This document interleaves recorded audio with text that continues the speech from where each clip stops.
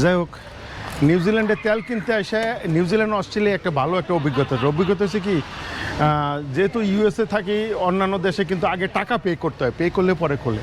আর এই নিউজিল্যান্ড এমন একটা দেশ, আর অস্ট্রেলিয়ায় দেখলাম আইসি, এই যে এখন আমি তেল পাম্প করবো, ঠিক আছে,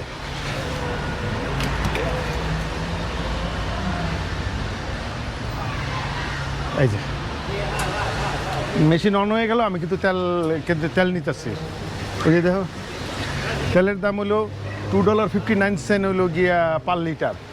এই যে মেশিন খুলে দিচ্ছে, এখন মেশিন আমার যতটুকু সেটা তেল নেওয়ার পরে আমি পাম্পে যাবো, কাউন্টারে যাবো, কাউন্টারে গিয়ে টাকা পে করবো।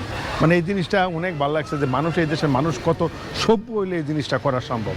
কারণ ইভেন আমেরিকাও কিন্তু এটা সম্ভব না ভাই। আমেরিকায় তেল খুলে দিলে, পাম্প খুলে দিলে তেল লয়ে দৌড় দেবো যাবো, কিন্তু এই দেশে মনে হয় না এটা অহরহ ঘটে না।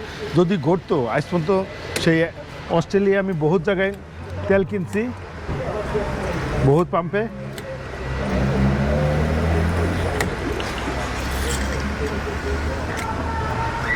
সব পাম্পে একই অবস্থা ছিল। এই যে